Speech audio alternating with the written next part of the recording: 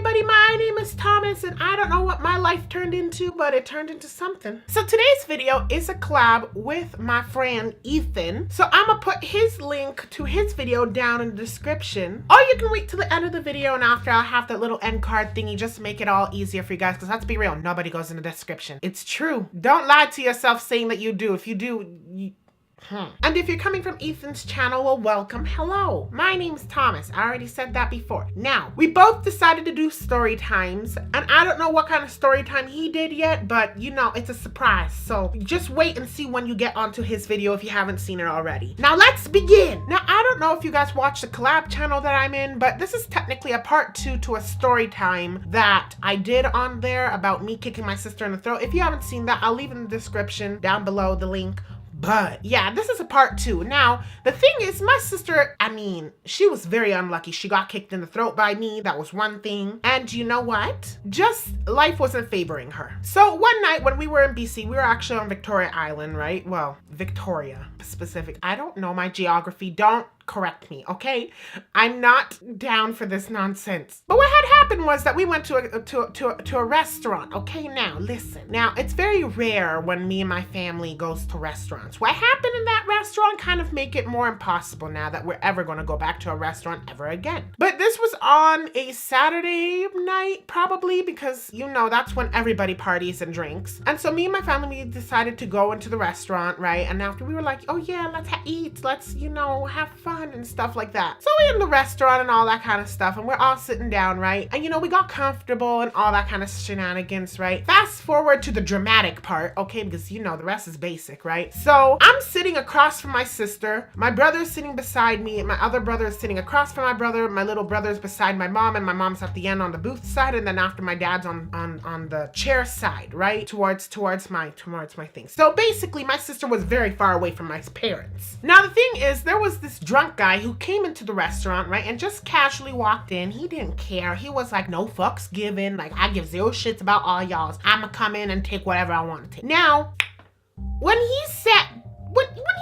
stumbled in, we all knew he was drunk, right? Because he was very silent and he seemed a little bit too a little bit off, okay? Now he sits down beside my sister because me and my sister are on the edge, but except my sister's on the booth. Now the thing is, the tables beside us were not taken. We were the only table, and the guy's just sitting down there, just like staring at our food. Now while I'm sitting down enjoying my chicken, she's sitting down enjoying her chicken, everybody's enjoying their chicken. You know, we were like licking our fingers and all that. We were having fun, okay? We were enjoying our stuff. This guy just kept on staring. Now, me and my sister, we have a habit when we're in danger, right? Or we really don't want other people to understand, neither our parents, right? Me and my sister immediately changed into speaking French, okay? So our family is full on Spanish, right? But me and my sister grew up in a French immersion school. So what we did would be, we would speak French and we would panic, right? And so, oh, this was so bad.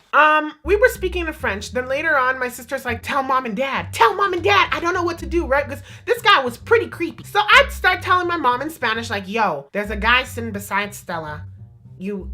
What do we do, right? And after literally my parents, out of all things they could have said, get a server, get a waitress, you know, ask someone to remove them, or we can remove them ourselves and all that kind of stuff. My parents literally took the Jurassic Park method of dealing with a problem and said, don't pay attention to him, do not move, do not breathe, don't do shit, okay? And he'll go away. Well, that didn't turn out well because we all know damn well it didn't work. So, you know, he's sitting down there staring at our food. Me and my sister are like, just like shook, and we're just there like, you know, cutting our chicken, eating it, right? And then I told my sister, whatever you do, hold on to your fork really tight, because if he tries anything, you know what to do. I sound like a crazy criminal, but trust me, it was all in self-defense. And literally, I'm just sitting down there holding my butter knife. Now listen, a butter knife can't do shit, but I was just holding the butter knife like, you know, just in case, you know, if I need to whack someone with the hard part, okay? And while me and my sister's guards are like heightened up there, my parents, they are sitting down, not caring one little bit, and they're enjoying their food. Now here's where things kind of went downhill, and then it was a simple situation of a happy family eating to,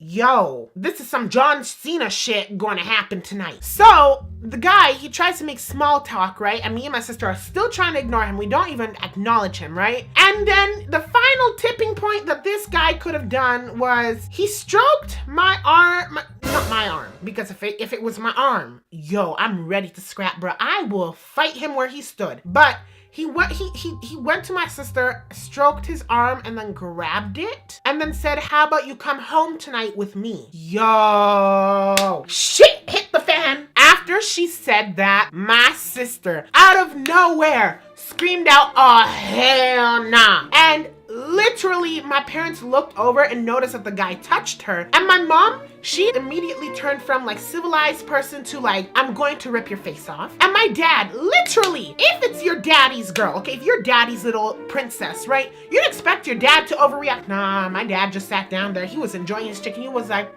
"Oh, really? Waiter." While my mom's like, "I'ma fight him. I don't care." It was bad, okay? It was tragic. As far-fetched as it sounds, literally, it was intense, right?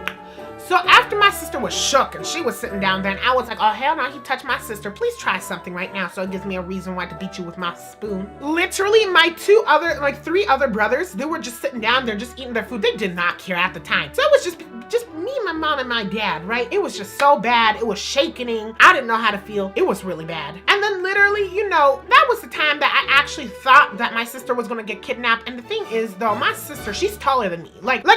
I'm 5'11". My sister's a little bit over 6 feet. And it's gonna be hard to kidnap a 300-pound girl. So, yeah. You know what? I think things are possible. If people are flying these days in airplanes, then you know what? I believe people can kidnap other people 20 times their size. Things happen. But near the end, it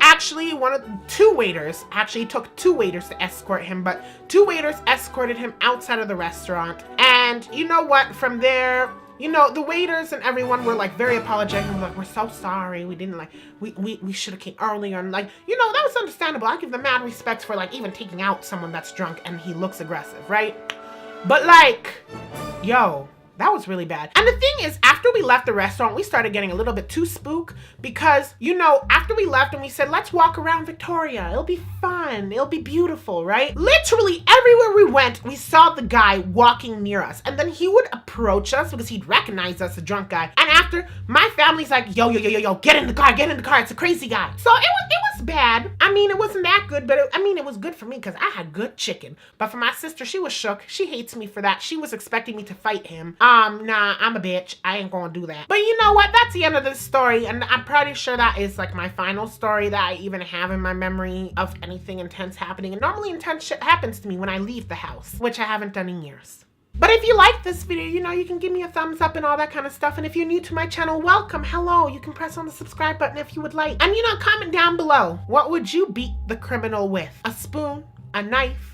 A chair, probably a house. If you're Superman, I believe anything's possible up to this point. And you know what? Don't forget to go check out my friend Ethan's video, and I will leave it inside one of those click boxes thingy. I don't know what, yeah, just that click box thingy. So go check it out. And also go subscribe to Ethan too. I'll keep it on his channel thing too. Honestly, you're just gonna see multiple boxes. Basically, whatever you don't see that looks like a whole bunch of me on the image, that's Ethan. Go right ahead, go check him out. Thanks y'all for watching. I hope you have a wonderful day, evening, wherever you are, or that kind of shenanigans. And this is when I say goodbye.